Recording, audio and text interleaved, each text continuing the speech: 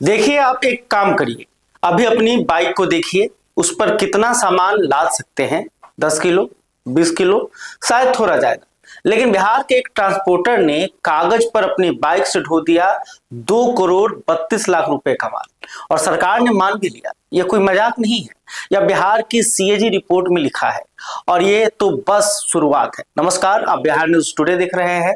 मैं हूं परमवीर सिंह। बिहार में कल एक रिपोर्ट पेश हुई जो नीतीश कुमार की सरकार के लिए किसी थप्पड़ से कम नहीं है।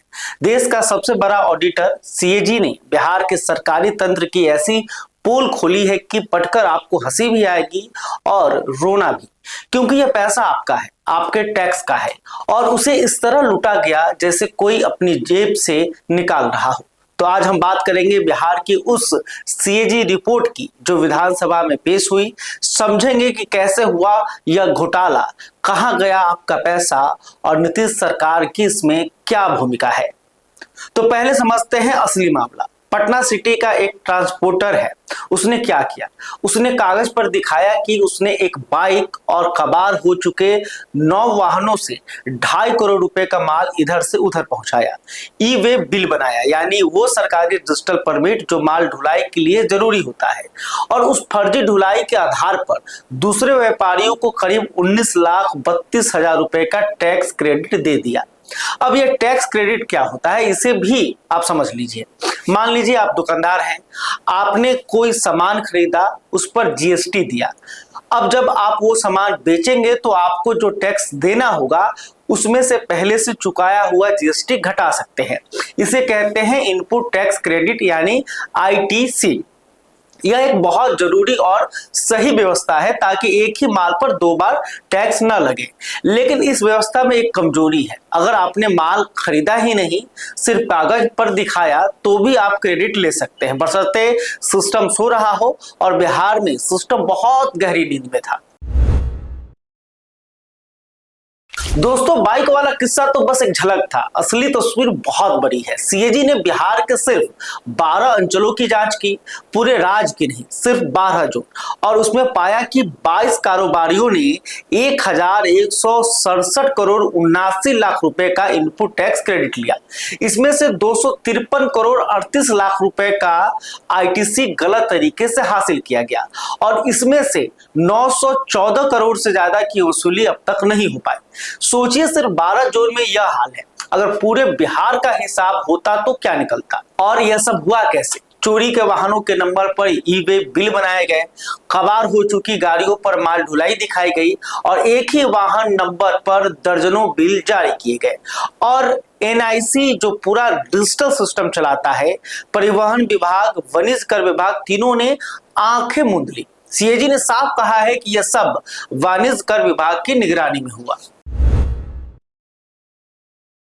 अब एक और बात जो आपको चौंका देगी, बिहार सरकार ने राज्य की विभिन्न योजनाओं पर 92,133 करोड़ रुपए खर्च किए, और इस खर्च का उपयोगिता प्रमाण पत्र, यानी यह सर्टिफिकेट की पैसा सही जगह लगा, वो जमा नहीं हुआ।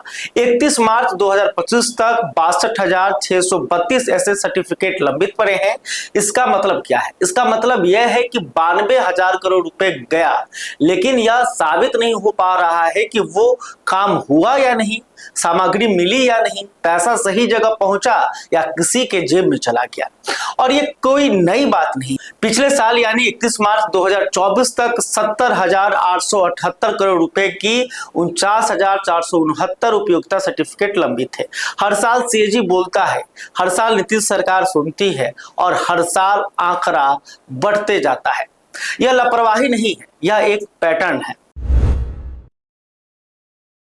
अब 2 और किस्से सुनिए जो रिपोर्ट में है। पहला, गया जिले में डीएम की जांच में पकड़ा गया कि 21 जेसीबी मशीनों के लिए भुगतान किया गया, लेकिन कोई मशीनें थी ही नहीं। गलत कागज वाले वाहनों के नाम पर पैसा चला जा रहा था। जमीन अधिग्रहण हुई नहीं, लेकिन भुगतान जारी था। यह तब पकड़ाया जब किसी डीएम ने थोड़ी मेहनत की, वरना यह भी दब जाता। दूसरा, बिहार के पश्चिम चंपारण में लौडिया अशोक स्तंभ है।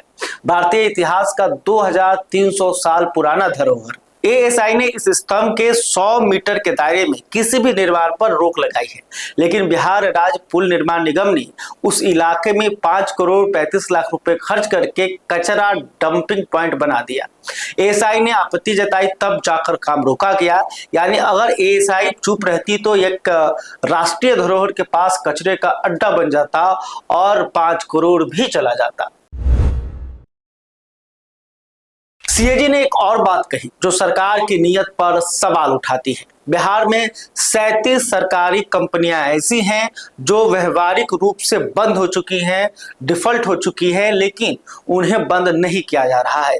इनमें शामिल हैं बिहार राज्य खाद्य एवं असैनिक आपूर्ति निगम, अल्पसंख्यक वित्त निगम, फिल्म विकास निगम, बिहार राज्य वित्त निगम और पथ परिवहन निगम। यह कंपनियां काम नहीं कर रही, लाभ नहीं दे रही, लेकिन इनके कर्मचारियों की तनख्वाह, दफ्तर का खर्च सब सरकारी खजाने से यानी आपके जेब से जा रहा है। क्यों? क्योंकि इन्हें बंद करने पर राजनीतिक नुकसान है, नौकरशाहों की पोस्टिंग जाएगी, चंदे के रास्ते बंद होंगे। अब बात करते हैं उस आदमी की जो पिछले करीब 2 दशक से बिहार चला रहा है, नीतीश कुमार।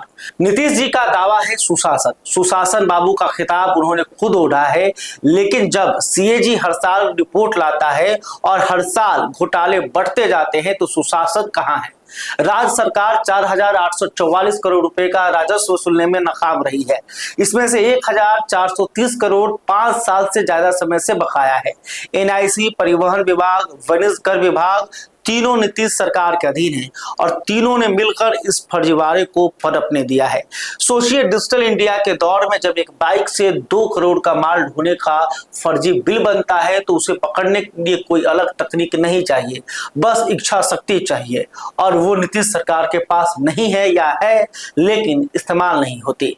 92,000 करोड़ के खर्च का हिसाब नहीं, 62,000 सर्टिफिकेट लंबित हैं, 253 करोड़ का आईटीसी घोटाला सामने आ गया, जेसीबी जो थी ही नहीं, अशोक स्तंभ के पास कचरा, यह सब एक सरकार में होता है और वो सरकार खुद को सुशासन कहती है।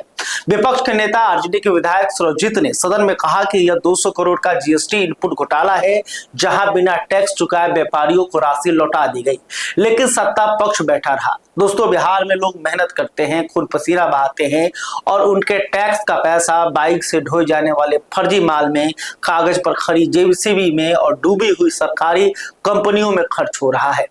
सीएजी की यह रिपोर्ट एक चेतावनी है, लेकिन बिहार में हर साल यही होता है। रिपोर्ट आती है, हंगामा होता है, कैमरे बंद होते हैं और सब कुछ भुला दिया जाता है। सवाल यह है कि क्या इस बार भी यही होगा? अगर आपको लगता है कि यह जानकारी जरूरी है और बिहार के हर आदमी तक पहुंचनी चाहिए तो इस वीडियो को शेयर कीजिए, लाइक कीजिए और कमेंट में बताइए कि आपको क्या लगता है, नीतीश सरकार की जिम्मेदारी है या नहीं। खैर, अभी तक आपने हमारे चैनल को सब्सक्राइब नहीं किया है तो कर लीजिए, और वीडियो फेसबुक पर देख रहे हैं तो पेज को भी फॉलो कर लीजिए। बहुत बहुत धन्यवाद।